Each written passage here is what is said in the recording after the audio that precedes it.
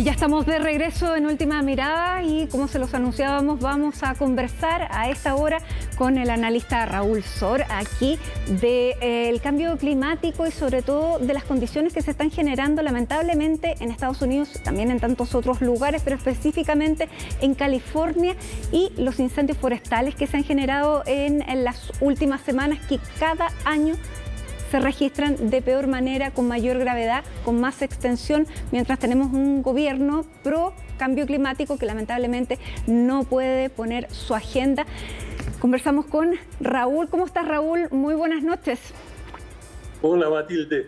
Sí, un tema del que hemos conversado muchas veces en distintos contextos, el problema del cambio climático, que siempre se habla como algo que vendrá, pero realmente lo tenemos absolutamente presente, y como tú bien señalabas al comienzo, cada año son peores los incendios y ocurren con mayor frecuencia. E incluso en esta temporada del año todavía no deberían manifestarse con tanta fuerza, pero con años y años, casi más de una década de sequía en California, bueno, está todo pero absolutamente seco, y las condiciones están maduras para estos incendios que muchas veces son casi espontáneos. No hay causas detectables fácilmente.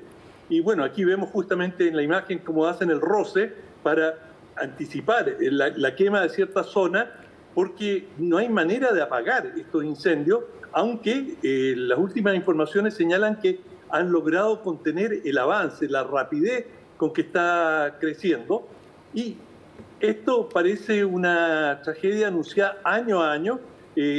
Cada año hemos tenido alguna ocasión en que hemos tenido que referirnos a estos incendios. Esta semana hemos hablado principalmente de los siniestros en Europa, en España, en Portugal, que fueron particularmente severos, y también en Gran Bretaña. Es decir, el área en que se dan estos incendios, por ejemplo, Gran Bretaña no solía ser un lugar de grandes incendios, ni tampoco el sur de Francia, que es una zona relativamente húmeda. De manera que a estas alturas claramente no se puede seguir discutiendo si hay o no hay calentamiento global, si hay o no hay cambio climático. Es evidente. Es decir, ¿qué tipo de demostración necesitaría alguien para ver que esto está ocurriendo año a año? Ahora, Raúl, si bien es evidente, los estadounidenses y en específico el Partido Republicano acepta que esto es consecuencia del cambio climático y que definitivamente hay que apoyar las reformas que se necesitan, porque el gobierno del presidente Biden ha sufrido un revés en esta agenda contra el cambio climático, con todas las propuestas que tenía.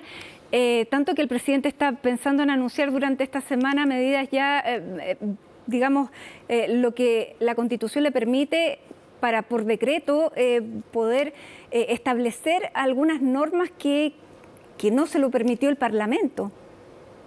Claro, un estado de emergencia. Y eso es lo que está pendiente.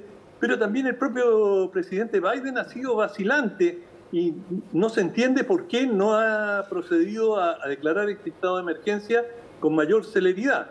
El hecho es que Estados Unidos está muy dividido en cuanto a estos temas, y se habla mucho de esta polarización tremenda que alcanza todos los fenómenos que enfrenta la sociedad.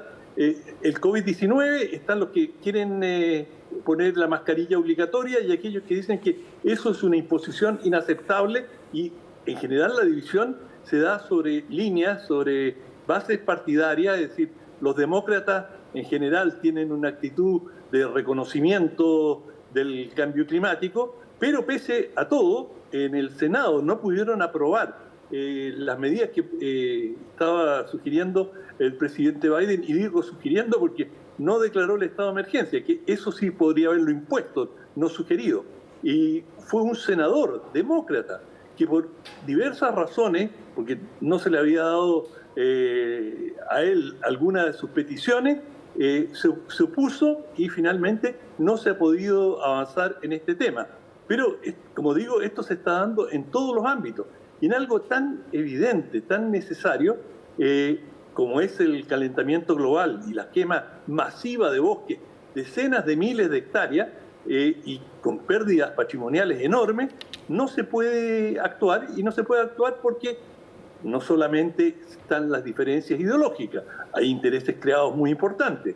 El más significativo son las empresas petroleras, la Exxon y las demás grandes hermanas, como se le llama a las grandes empresas petroleras, son contrarias a cualquier restricción en la exploración y el empleo del petróleo. Y sabemos que el petróleo, el gas y el carbón son los causantes de las emisiones de los gases de efecto invernadero.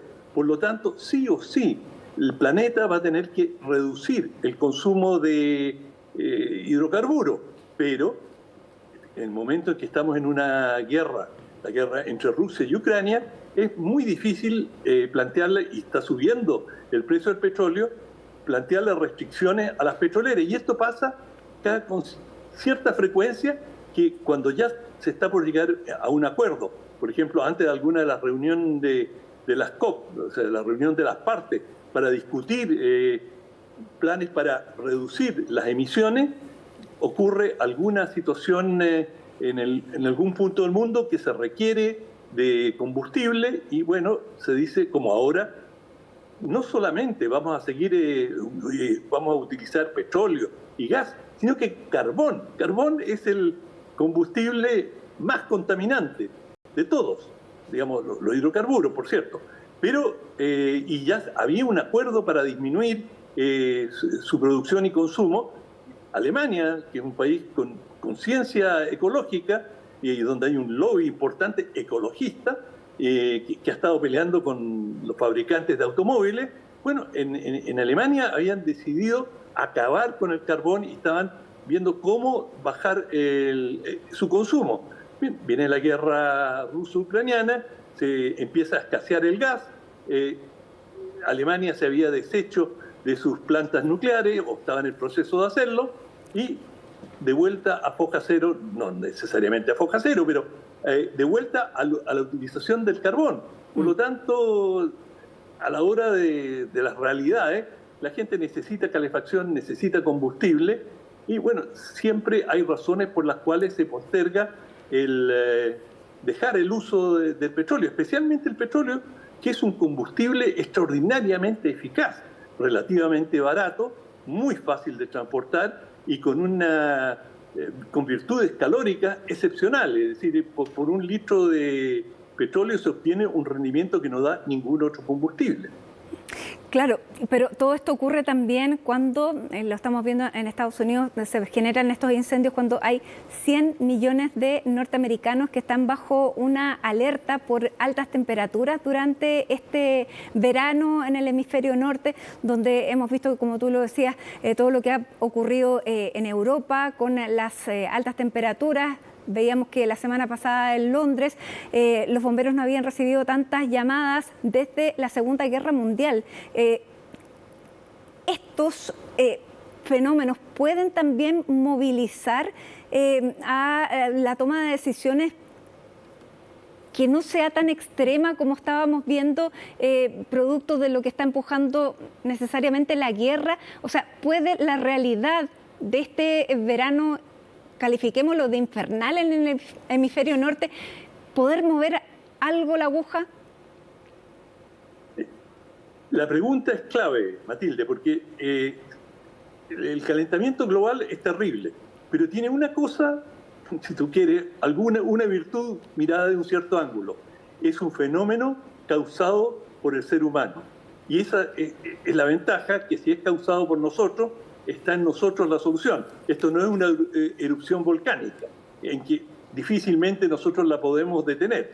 De manera que hay la posibilidad, pero es un tema de voluntad política. Y las voluntades políticas se conquistan. Y en Estados Unidos, también en otros países, hay una lucha tremenda entre los que se benefician con la explotación del petróleo y los combustibles fósiles, y aquellos que, digamos, lo combaten. Y en Estados Unidos hay bastante conciencia ecológica, especialmente en California, que California, el estado de los hippies, tiene una gran reputación y tiene las mejores normas en términos de medio ambiente. Son, si tú quieres, los más virtuosos en Estados Unidos, entre los más virtuosos. De manera que, pero en California no han podido, bueno, son víctimas de la situación general.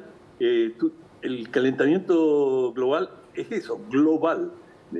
Tú no lo puedes combatir exclusivamente en un lugar y te vas a librar. O sea, tú puedes tener la mayor disciplina, pero estos cambios vienen de muchas partes. Y Estados Unidos, que es muy bueno a veces para culpar a otro. Durante mucho tiempo Estados Unidos apuntaba con el dedo a China y decía, mira, China está consumiendo cantidades enormes, la utilización de carbón en China es una de las más importantes en el mundo, y sin embargo los chinos, con una disciplina extraordinaria, con enormes inversiones y con mucha voluntad política, han ido reduciendo y están consiguiendo llegar a las metas que ellos se habían fijado. Estados Unidos, en cambio, no. Y el problema de Estados Unidos es esta divergencia. En muchos ambientes Estados Unidos se está convirtiendo en un país relativamente ingobernable, porque lo que le conviene a uno no le conviene al otro, o simplemente por razones ideológicas. El partido o el Partido Demócrata dice esto, los republicanos dicen lo contrario, tienen divergencias regionales enormes, y pongo el énfasis en estos temas porque la esencia del cambio climático está en la actividad humana. Por lo tanto, los seres humanos podemos resolverlo, y somos los seres humanos los que complicamos en distintos lugares y por distintas circunstancias la solución. Pero de momento el cuadro en Estados Unidos es muy complejo y muy preocupante. Es decir, Estados Unidos también debería estar mucho más avanzado en la fabricación y utilización de autos eléctricos. Si se lo compara, por ejemplo, con China, que está dando pasos gigantescos en esa dirección. Los chinos probablemente son los más avanzados. Bueno, acá en Santiago tenemos buses eléctricos chinos. Es decir, no sé que hayamos tenido otras ofertas de buses semejantes de otros países. Por cierto, los hay, pero los chinos son vanguardia en estas materias. Y si los chinos pueden lograrlo, ciertamente Estados Unidos podría lograrlo con mayor facilidad. Tiene más recursos, mucho más recursos que China. De manera que lo que yo rescato de todo este análisis es que es un tema de voluntad política. Y lo que ha faltado hasta ahora es precisamente eso. Finalmente, Raúl, ¿qué es lo que le queda ahora a Joe Biden por hacer? Porque, claro, frente a este fracaso en el Congreso, tiene esta posibilidad de generar estas normas, que son normas más bien bastante poco ambiciosas, que son más bien para paliar el minuto, que son para que la gente tenga el derecho a no trabajar en situaciones de inmenso calor, que tenga la facultad de tener digamos, los medios necesarios para tener aire acondicionado, que son medidas de adaptación más que de cambio. ¿Qué es lo que le queda?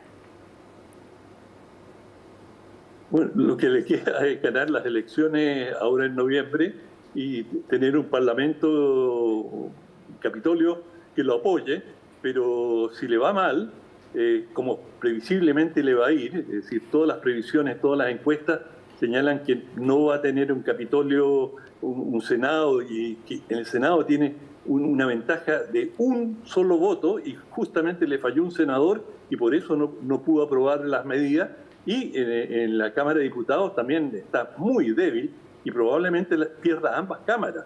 Bueno, si eso le ocurre, va a estar amarrado de mano en lo fundamental, especialmente en el tema del cambio climático, que es un tema en el cual los lobbies industriales son tremendamente poderosos. Bien, muchísimas gracias, Raúl, por el análisis de esta noche. Estamos viendo lamentablemente que los incendios siguen avanzando, una situación que se está produciendo precisamente en estos momentos mientras estamos conversando, y a seguir observando entonces lo que ocurre en Estados Unidos. Que tengas buenas noches. Chao, hasta mañana. Chao, Raúl. Bueno, y a esta hora nos vamos a una pausa para el regreso, ver a qué tenemos